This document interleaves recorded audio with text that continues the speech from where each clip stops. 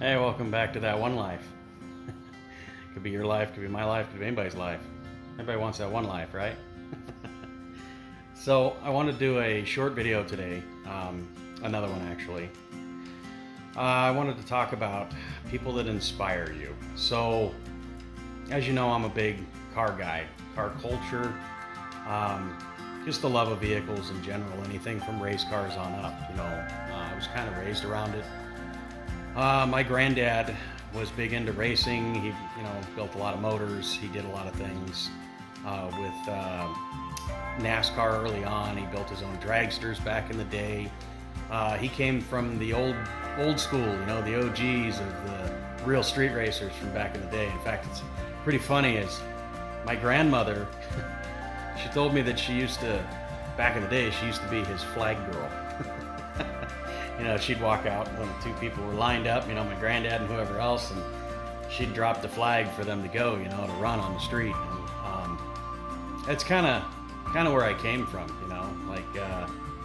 anytime I went over to my granddad's house, he was always working on an engine or working on a car or working on something. My grandmother had a bunch of really cool cars. When I was growing up, she used to have a 85 IROC Z, which was really cool. Had a little 305 with a 5-speed in it.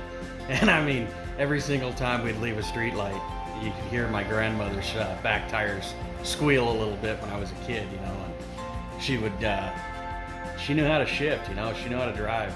And I lost my grandmother in 2014.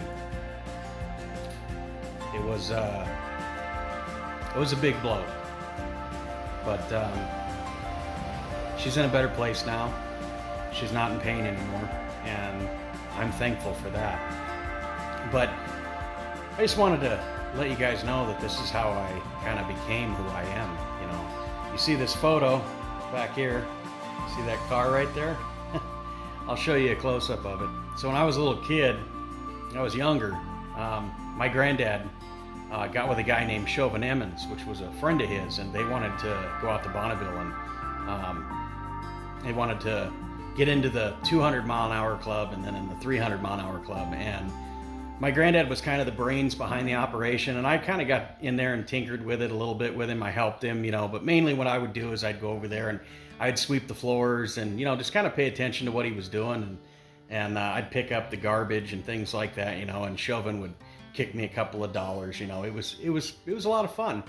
But yeah, he built the world's fastest unblown roadster. It ran over 300 miles an hour, naturally aspirated. It had a Hemi variant motor in it, ran on alcohol and nitro. It was really cool.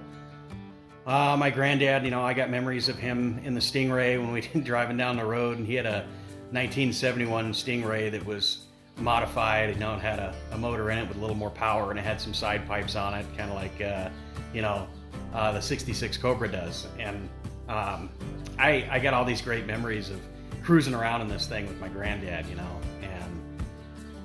that, I guess that's kind of why the car culture thing is so big with me. Why I like the car culture so much is because I grew up around it. I grew up around some really cool things, my granddad used to have a 31 5-window street rod Chevrolet, really cool. I used to ride around in that. That's what we went up to Run of the Pines in.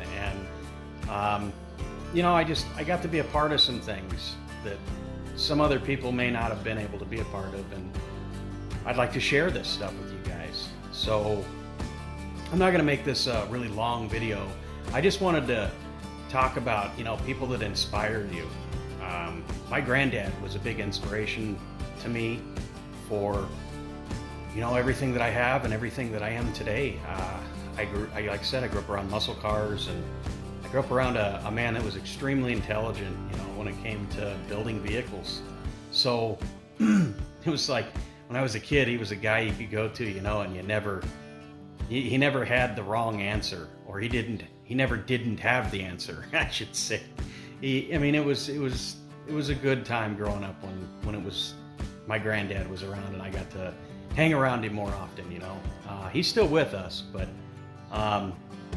he doesn't do stuff like that much anymore. He's getting up there in age, and he's kind of kicking back and relaxing more these days. But that's okay, because he earned his place. He earned his time. So, but yeah, I wanted to touch base about it, and there's other things out there that inspire me too, like to make these videos. I'm not gonna lie, I was pretty spooked in the very beginning. I'm not so spooked anymore.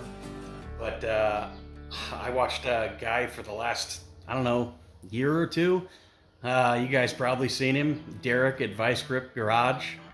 Man, that guy is great, hilarious. His videos are top notch, and I would tell everybody to go check out his videos. The guy's just neater than hell. So, and then the other guys were Roadkill. They really got a hold of me too. Freiberger and Finnegan. They had all the stuff that they do and all the cars they put together. And yeah, they're not perfect cars by any means, but it's all about the adventure. You know what I mean? So I would check out the Roadkill guys on Motor Trend. Those guys are awesome. They have another one called Roadkill Garage. But anyways, long story short, I watch a lot of these videos and I watch a lot of stuff with these guys in it because it's fun, it's entertainment, and it's knowledge. You get to learn things, and they kind of inspired me. So, my granddad growing up taught me a lot.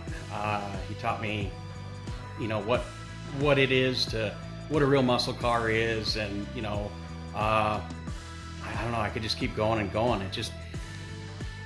I'm just saying that the people that inspire you are what matters the most in life. I think they're the ones that kind of hold you together.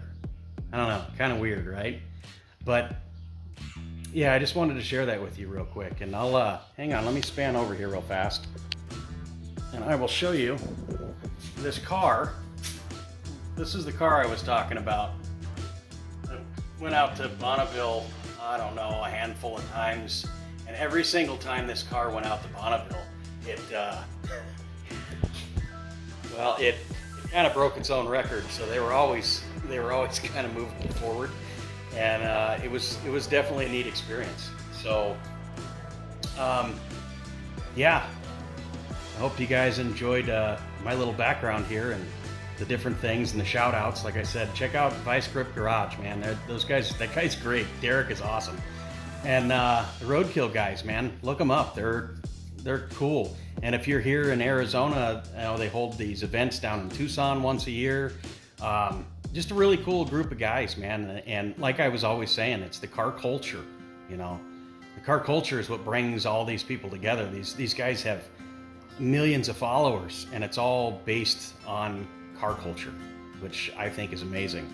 So yeah, thanks for dropping in today and listening to me babble on. But anyways, y'all have a good one. All right.